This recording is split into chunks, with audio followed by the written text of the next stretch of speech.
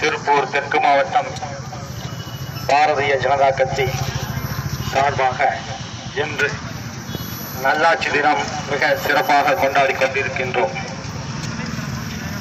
December 25ஆம் தேதி 1924ஆம் ஆண்டு பிறந்த நம் அடல் பிஹாரி வாஜ்பாய் அவர்களின் பிறந்த நாளை நமது பாரதிய ஜனதா கட்சி நல்லாட்சி தினமாக நாடு முழுவதும் கொண்டாடி கொண்டிருக்கிறார்கள்.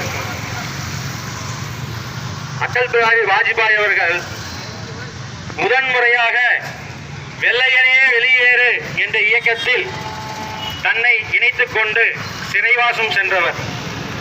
இரண்டாவது முறையாக RSSல் இணைந்து தன் நாட்டுக்காக திருமணம் செய்யாத கட்ட பிரம்மச்சாரியாக தன் நாடு முன்னேற வேண்டும் என்ற ஒரே குறிக்கோள், தன் கட்சி வளர வேண்டும் என்ற ஒரே குறிக்கோள், இந்து தர்மம் வளர வேண்டும் என்ற ஒரே குறிக்கோளுடன் வாழ்ந்து பல சாதனைகளை செய்து மறைந்த நமது அடல் பிஹாரி வாஜ்பாய் அவர்களின் சிறப்பம்சங்களை சொல்வதற்கு வார்த்தைகள் இல்லை.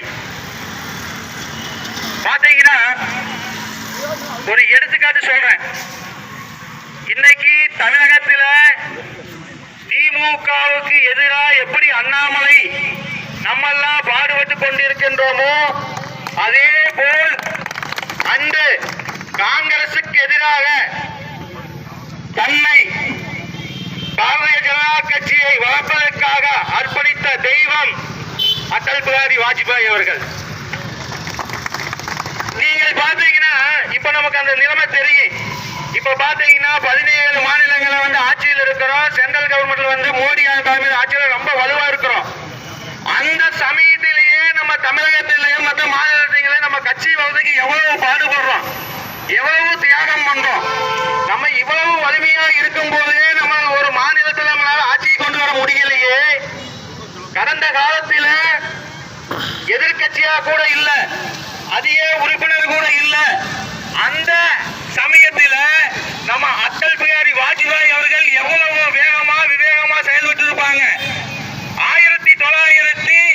1996ல் 13 நாள் முதல் முறையாக நம்ம வாஜ்பாய் அவர்கள் பிரதமர் இருந்தாங்க.